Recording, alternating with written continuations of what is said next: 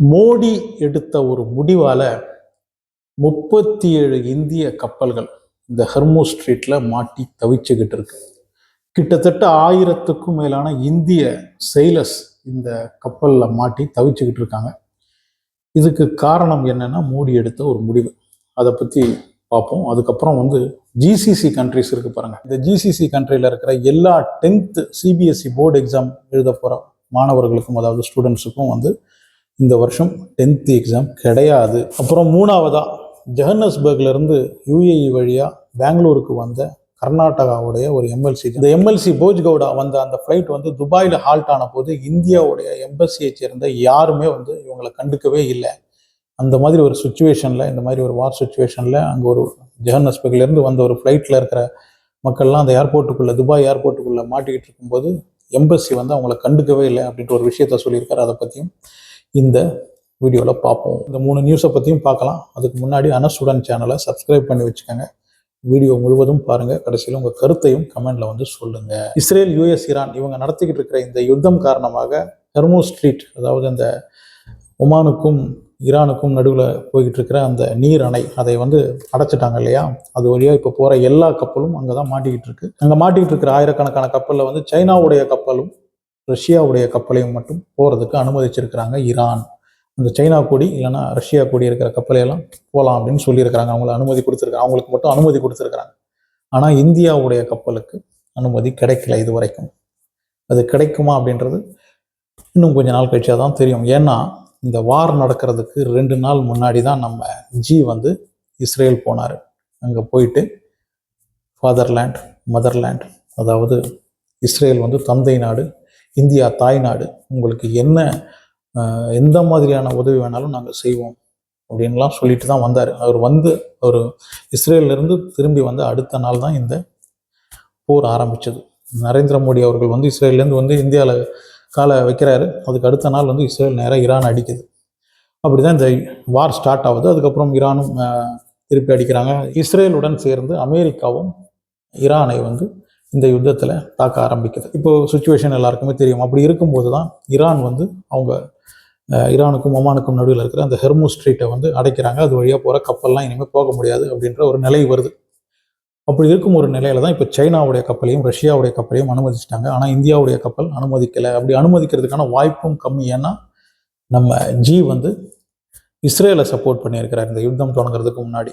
So அப்படி இஸ்ரேலை support பண்ண ஒரு நாட்டுடைய கப்பலை அவங்க அங்கேருந்து போகிறதுக்கு அனுமதிப்பாங்களா? நம்ம மோடி எடுத்த ஒரு முடிவால், அதாவது இஸ்ரேலை சப்போர்ட் பண்ண அந்த ஒரு காரணத்தினால இப்போ ஈரானுக்கு நடுவில் மாட்டிக்கிட்டு இருக்கிற அந்த ஹர்மூஸ் ஸ்ட்ரீட்ல மாட்டிக்கிட்டு இருக்கிற நம்ம கப்பல்லாம் அதில் ஆயிரக்கணக்கான சேலர்ஸ் இருக்கிறாங்க.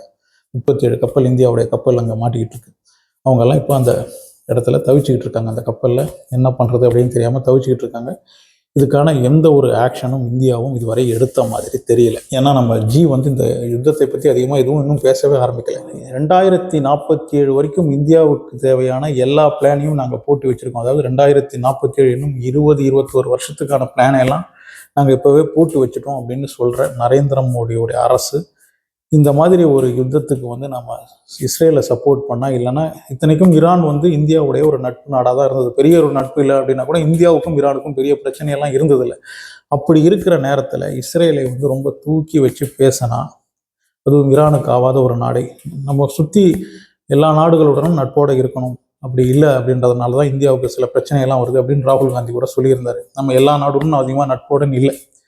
ஸோ அப்படி இருக்கும்போது இஸ்ரேலை மட்டும் நான் ஃபாதர்லேண்ட், மதர்லேண்ட் அப்படின்லாம் சொல்லிட்டு அதுக்கு அடுத்த நாளே ஒரு யுத்தம் ஒன்று ஸ்டார்ட் பண்ணால், இந்த மாதிரி நம்ம அது வழியாக போகிற கப்பலுக்கெல்லாம் பாதிப்பு வரும் அப்படின்னு நம்ம ஜி ஏன் யோசிக்கல? 2047 வரைக்கும் யோசிக்கிற ஜி இந்த சின்ன விஷயத்தை யோசிக்காமல் விட்டுட்டாரு.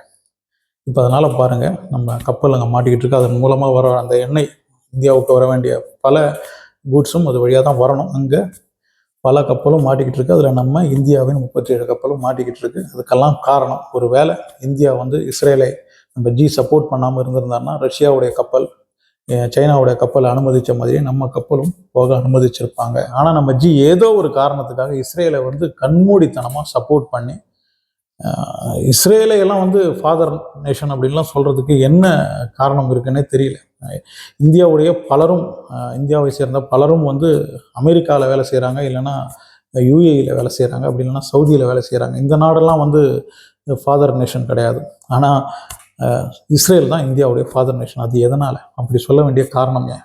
நரேந்திர மோடி எடுத்த ஒரு முடிவால் நம்ம இந்தியன் செயிலர்ஸும் அந்த 37 கப்பலும் அதில் இருக்கிற கூட்ஸ் எல்லாமே இப்போ இந்த ஹெர்மூஸ் ஸ்ட்ரீட்டில் மாட்டிக்கிட்டு தவிச்சுக்கிட்டு இருக்கு. இந்த வார் நடக்கிறதுல ஒரே ஒரு சந்தோஷமான விஷயம் என்னென்னா, 10th CBSE போர்டு எக்ஸாம் வந்து இந்த வருஷம் GCC கண்ட்ரி எந்த நாட்டுக்கும் கிடையாது. அதாவது பஹ்ரைன், கத்தர், Kuwait, Saudi, Oman, even Iran, இவங்களுக்கெல்லாம் வந்து இந்த வருஷம் 10th CBSE போர்டு எக்ஸாம் கிடையாது. அந்த ஒரே ஒரு சந்தோஷமான விஷயம்தான் இந்த ஒரு வாரால் நடந்திருக்குது. ஸோ 10th பசங்க யாரும் டென்ஷன் அடிக்க வேணாம். ஏன்னா மெயினாக வந்து இந்த வார் நடக்கிறதுனால அவங்களால வந்து நிம்மதியாக படிக்க முடியாது. அப்பப்போ மிசைல் சத்தம், பாம் சத்தம்லாம் கேட்கறதுனால நிம்மதியாக அவங்களால படிக்க முடியாது. அப்படின்றதுனால அந்த எக்ஸாமை கேன்சல் பண்ணியிருக்காங்க. 2ஆம் தேதி நடக்க வேண்டிய எக்ஸாம் வந்து 7ஆம் தேதிக்கு போஸ்ட்பான் பண்ணியிருந்தாங்க, இந்த மார்ச் 7ஆம் தேதிக்கு. இனிமேல் எந்த எக்ஸாமும் வேண்டாம், 10th வந்து யாரும் எக்ஸாம் எழுத வேண்டாம், CBSE போர்டு எக்ஸாம் எழுத வேண்டாம், எல்லாருக்குமே பாஸ் அதை போட்டுருவாங்க. எப்படி இருந்தாலும் தெரியும் இல்லையா, அந்த கொரோனா டைமில் கூட ஒரு தடவை அந்த மாதிரி பண்ணாங்கன்னு நினைக்கிறேன். அது வந்து அவங்களுடைய இதுக்கு முன்னாடி ப்ரீவியஸ் மார்க்ஸ் எல்லாம் பார்த்து அதுக்கேற்ற மாதிரி மார்க்கை போட்டுருவாங்க போல இருக்கு. ஸோ நீங்கள் வந்து 10th எக்ஸாமை நினச்சி டென்ஷன் அடிக்க வேண்டாம் அப்படின்னு GCCயை சேர்ந்த CBSE போர்டு அவங்க சொல்லியிருக்கிறாங்க. சரி, அடுத்தது நம்ம கர்நாடகாவை சேர்ந்த போஜ் கவுடா. அவர் வந்து ஜனதாதள் செக்யூலர் இந்த பார்ட்டியோடைய MLC. அவர் வந்து ஜோஹன்னஸ்பர்க்லேருந்து பெங்களூருக்காக ஃப்ளைட்டில் வரும்போது, அது வந்து டச் ஃப்ளைட், துபாயில் இருந்துட்டு துபாயில் அந்த ஃப்ளைட்டு ஒரு 2-3 மணி நேரம் ஹால்ட் பண்ணிவிட்டு அப்புறம் தான் அங்கேருந்து போகும். ஆனால் அந்த ஃப்ளைட்டு வந்து துபாய்க்கு வந்த நேரத்தில் தான் இந்த வார் ஆரம்பித்ததுனால அந்த ஃப்ளைட்டு வந்து டிலே ஆகும் அப்படின்னு சொல்லியிருக்கிறாங்க. ஆனால் அந்த ஃப்ளைட்டில் வந்தவங்க பலருக்கும் வந்து வெளியிலையும் போக முடியல. ஏன்னா அந்த ஆன் அரைவல் விசா இருந்தால் மட்டும்தான் அவங்களால வெளியில் போக முடியும். ஸோ அந்த மாதிரி நிறைய பேர் மாட்டி தவிச்சுக்கிட்டு இருக்காங்க. அதில் நிறைய இந்தியர்கள் தான். ஏன்னா சவுத் ஆஃப்ரிக்காவிலேருந்து நேராக பெங்களூர் போகிற ஃப்ளைட்டு, அதனால் நிறைய இந்தியர்கள் இருந்தாங்க. நிறைய பேர் ஏர்போர்ட்டில் மாட்டிக்கிட்டு தவிச்சுக்கிட்டு இருந்தாங்க. எனக்கு வந்து நான் ஒரு MLC, எனக்கு சில பேரை தெரியும் அப்படின்றதுனால நான் வந்து இந்த ஏர்போர்ட்லேருந்து ஒரு விசா எடுத்து வெளியில் போக முடிஞ்சுது. எனக்கு வந்து சீதாராம் ஐயா கொஞ்சம் ஹெல்ப் பண்ணார். அவருக்கு ஃபோன் பண்ணி கேட்டப்போ ஒரு ஹோட்டல் ஒன்று அரேஞ்ச் பண்ணி கொடுத்தாரு. நாங்கள் போய் தங்கினேன். அந்த ஹோட்டல்லையும் வந்து திடீர்னு இந்த பாம் சத்தம்லாம் கேட்டதுனால 11 மணிலேருந்து காலையில் 3 மணி வரைக்கும் பேஸ்மெண்ட்டில் தான் அவங்கெல்லாம் இருந்தாங்களாம். ஸோ அந்த மாதிரிலாம் கஷ்டப்பட்டு அதுக்கப்புறம் திருப்பியும் ஏர்போர்ட்டுக்கு அவர் போன போது கூட இந்தியன் எம்பசி எந்த ஒரு ஹெல்ப்பும் அவங்களுக்கு பண்ணல. அவங்க வந்து எந்த விதத்துலையும் இவங்களை கான்டாக்டே பண்ணல. அங்கே வந்திருந்த ஜோஹன்னஸ்பர்க்லேருந்து துபாய்க்கு வந்திருந்த அந்த ஃப்ளைட்லேருந்து ஒருத்தரையும் அவங்க கண்டுக்கவே இல்லை. அங்கே துபாய் அத்தாரிட்டிஸும் அப்புறம் அந்த ஏர்போர்ட்டில் இருக்கிறவங்களும் அந்த ஃப்ளைட் க்ரூ அவங்கெல்லாம் தான் சேர்ந்து நிறைய ஹெல்ப் பண்ணி எங்களை வந்து அப்புறம் பெங்களூருக்கு அமுச்சு வச்சாங்க அப்படின்னு அவர் சொல்லியிருந்தார். ஸோ நம்ம இந்தியன் எம்பசி இந்த ஒரு விஷயத்தில் கொஞ்சம் கவனமாக இருக்கணும். இந்த மாதிரிலாம் மக்கள் வந்து இந்த யுத்தம் நடக்கிற இடத்துல தவிக்கும் போது அவங்களுக்கு தேவையான உதவியெல்லாம் செஞ்சு கொடுக்கணும். ஒரு MLC வந்து இப்படி சொல்கிறாரு, அவரால் சொல்ல முடியும். ஏன்னா மற்றபடி சாதாரண மனிதர்கள்லாம் அதை வந்து வெளியில் சொல்லவும் பயப்படுவாங்க.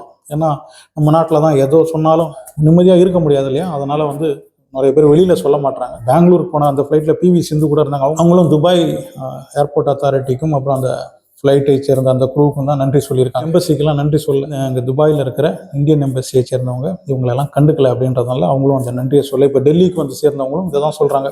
துபாயை சேர்ந்த ஏர்போர்ட் அத்தாரிட்டி அவங்களுக்கெல்லாம் தான் நன்றி சொல்லியிருக்கிறாங்க. இந்த மாதிரி வார் சுச்சுவேஷன்லலாம் வெளிநாடுகளில் நம்ம இந்தியர்கள் மாட்டிக்கிட்டு இருக்கும்போது அவங்களுக்கெல்லாம் வந்து ஒரே நம்பிக்கை வந்து நம்ம நாட்டு எம்பசி வந்து நமக்கு வந்து ஏதாவது முறையில் ஹெல்ப் பண்ணுவாங்க அப்படின்றது தான். ஸோ நம்ம இந்தியன் எம்பசியை சேர்ந்தவங்கலாம் சில பேருடைய பதிலுக்காக காத்திருக்காம மனிதாபிமானத்துடன் நடந்துக்கிட்டாங்கன்னா நல்லாயிருக்கும். ஏன்னா எல்லாம் சில விஷயங்களுக்கு வாயை திறக்கிறதுக்கு ரொம்ப நாளாகும். அதுக்குள்ளே இங்கே பிரச்சனை ரொம்ப மோசமாயிடும். ஸோ இனிமேலாவது நம்ம இந்தியன் எம்பசியை சேர்ந்தவங்க அவங்களுடைய கடமையை சரியாக செய்வாங்க அப்படின்னு எதிர்பார்ப்போம். உங்களுடைய கருத்தை கமெண்ட்ல வந்து சொல்லுங்கள். அனசுடன் சேனலை சப்ஸ்கிரைப் பண்ணி வச்சுக்கோங்க. இந்த லைக்கு ஷேர்லாம் கூட பண்ணிவிடுங்க.